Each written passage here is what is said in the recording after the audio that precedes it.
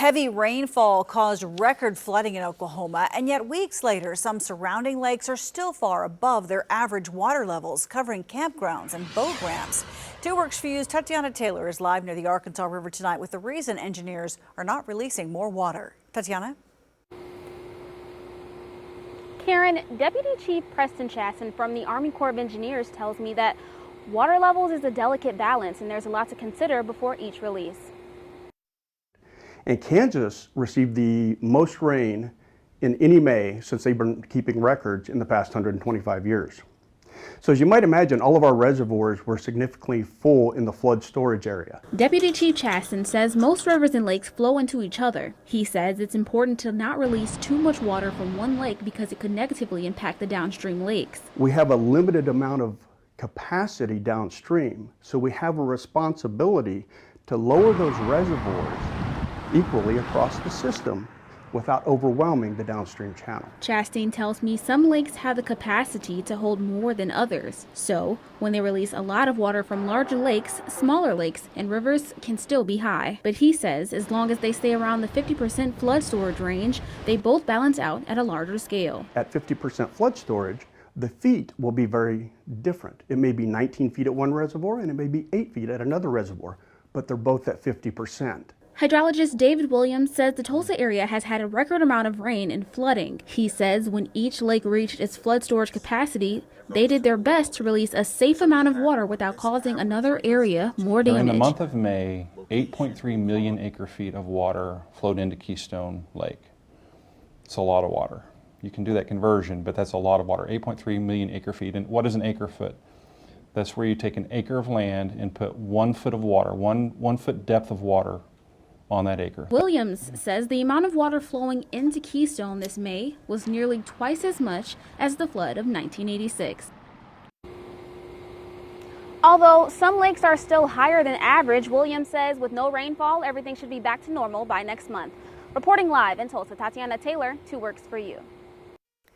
Water woes for people who live in and work in Muskogee after fire damages a water plant. The city says an electrical fire at the water treatment plant last night damaged the main pumps, causing low water pressure. Right now, the city is running on backup pumps while repairs are being done.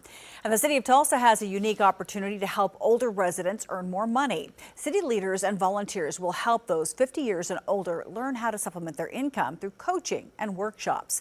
The Cities of Service program will run for a year and begin September 3rd. Volunteers can apply on AmeriCorps.gov. In tonight's Project Safe Schools, not enough counselors to meet the needs of Oklahoma students. And now union schools are trying to tackle the problem within their district. 2 Works for You's Megan Allison shows us the steps they're taking to address mental health on campus. Here at Union High School, they've added 3 counselors per grade over the last 5 years. But those counselors still have to meet the needs of close to 400 students each. Statewide, the student-to-counselor ratio is 435 to 1. As Union adds counselors, they're making mental health a bigger priority. This year, the district is launching an initiative to address social and emotional needs in the classroom. So teachers will not only teach math, but also help students work through personal frustration as they try to learn. Counselors here tell me they have to change strategies as mental health is becoming a growing issue on campus. In the age of social media, that causes rises in anxiety, and we see it, every day in our students that constantly we need to talk about those social and emotional needs. Counselors tell me at Union, students battle everything from homelessness to traumatic family situations. Often this impacts their ability to graduate if they don't find support at school. Coming up tonight at 10, I'll show you how teachers say that counselor ratio can impact their work in the classroom. Reporting in Tulsa, Megan Allison, 2 Works for You. Thanks, Megan. If you have a school story you want us to look into, just give us a call at the number on your screen or send an email to projectsafeschools@kjrh.com. Now, your 2 Works for You first forecast, brought to you by Route 66 Chevrolet and Nissan of Tulsa. Well, it looked like we had a chance for some rain earlier, but it didn't quite pan out for Tulsa. It certainly hasn't. As we take a look at live radar right now, we are tracking storms to northwest of us that are weakening.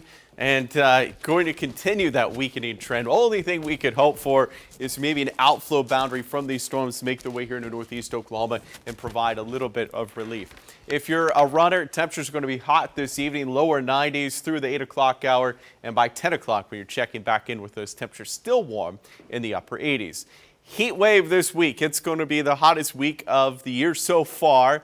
When they get close to the triple digits, we'll tell you about that, and then some relief, which we'll probably need after this week. That's coming your way here with your 10-day in 10 minutes.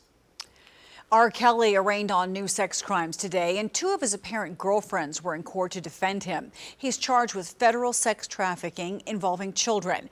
Those two women who previously defended Kelly in a CBS News interview were expected to say positive things about him in court today. Once the Chicago case is done, R. Kelly will head to New York to face even more sex trafficking charges. The Justice Department will not file federal charges against a New York City police officer in a 2014 chokehold death of Eric Garner. The decision ends several years of investigation into the highly controversial case. The decision comes one day before the statute of limitations is set to run out and ends the Garner family's hopes that Officer Daniel Pantaleo would face federal prosecution. Today marks 50 years since the launch of Apollo 11, a mission that carried men to the surface of the moon for the first time and changed the course of history. NBC's Jay Gray takes a closer look at the anniversary from one of the men on that flight and from so many remembering the historic day all across the country. 50 years ago this week, Armstrong, Buzz Aldrin, and Michael Collins hurtled through the unforgiving blackness of space. Astronaut Michael Collins returning to Pad 39A at Kennedy Space Center a half-century after his historic launch. I always think of a flight to the moon as being a long and fragile daisy chain of events. A delicate journey into the great unknown, driven by global competition, national pride, and the unwavering work of 400,000 men and women committed to the fledgling space program. At a time when the country was dealing with the war in Vietnam and the civil unrest surrounding that, racial division, and the Cold War with Russia, the space mission gave Americans a reason to unite. And this golden anniversary is bringing people together again. At Kennedy Space Center, at the Space and Rocket Center in Huntsville, Alabama, where 5,000 model rockets were launched at the exact time Apollo 11 left Earth 50 years ago. And at the Smithsonian Air and Space Museum, as Neil Armstrong's spacesuit from the mission is unveiled. It took engineers, manufacturers, and technicians more than 10 years to design the 21 layers of fabric, rubber, metal, and fiberglass. Dedication that changed the course of mankind. Expanded humanity's understanding of our celestial neighbor, and most importantly, it taught us something about ourselves. From a perspective the world had never seen before. Jay Gray, too, works for you. Next on 2 Works for You at 5, see how pups are helping people in the toughest fight of their lives. Plus, a popular yet controversial Netflix show making a change to one of its episodes. See what they're editing out. I'm Karen Larson. You're watching 2 Works for You at 5.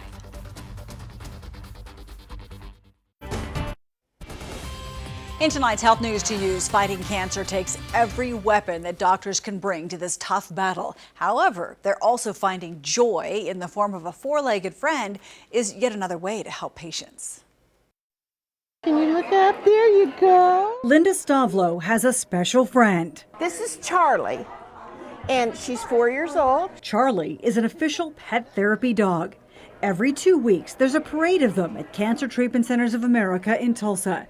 From large dogs like Nakai. He's just always been a special guy. He leans on people, which is the way he hugs them. To small ones, too. Yeah, we try to do everything we can to make life as normal for a patient, to return them to the best quality of life as they go through their cancer journey. And so, pet therapy is one way to do that. What a good girl you are, Sarah. Yeah. It's clear pet therapy works. I've already had kisses and snuggles.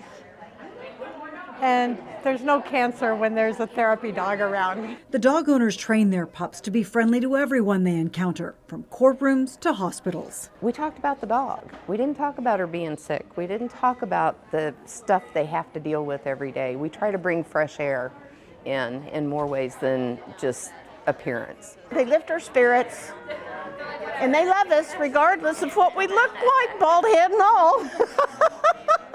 Linda will tell you these wagging tails teach an important life lesson. That life's good. Life's good. People are kind. Everybody has a soft spot, and you can love unconditionally. It's a wonderful thing. Well, the dogs are required to pass rigorous training and testing to ensure that they have the right temperament for their work as a comfort animal.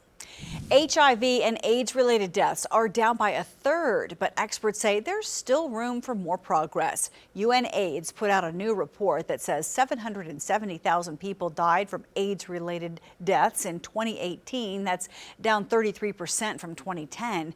It says that the progress varied a lot by area, with some places seeing tons of progress while others see none. Doctors say it's going to take increased political leadership to help even out the progress and bring the numbers down even further. A graphic scene in a controversial show was just deleted nearly 2 years after it aired.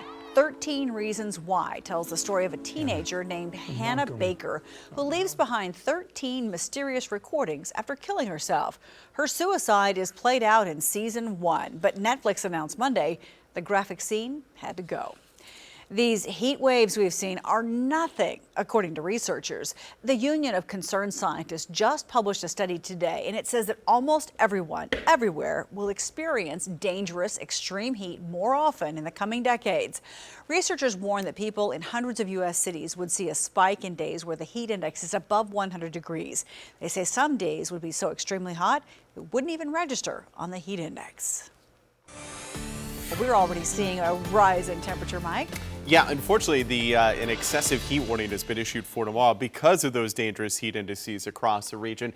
There was some relief trying to make our way, Karen, but it just fizzled. Unfortunately, as we've seen a lot of relief for the past couple of weeks, unfortunately tonight as a complex of storms traveled to the southeast, it has since weakened, still producing some light showers, western Osage County, some thunder in Kay County, but it's on the end of its cycle, unfortunately. Might throw some clouds our way, but that's pretty much it. All right, current heat index values make it feel really hot outside. A combination of the temperature and the humidity. Feels like 104 in Tulsa, McAllister 109. We're going to add about 8 to 10 degrees to this map by tomorrow, and that's going to make it feel more like 112 tomorrow afternoon across the area. Feel like 109 on Thursday. We see the heat index forecast improve slightly by the weekend. Then by early next week, which we'll talk more about tonight at 6, we could see some relief early next week in the form of the cold front, which could bring some temperatures well below normal for this time of year. So again, that's coming up tonight at 6. Meanwhile, tomorrow is going to be a great day to jump into the pool. Temperatures in the mid-90s, a heat warning in effect for our Wednesday, I should say, mid-90s for highs. Great day to be in the pool and helping yourself cool down. The weekend, again, temperature's still going to be hot. The humidity is going to be as high as what we're experiencing today and tomorrow and the next couple of days. But still, the temperatures are going to be hot. So any outside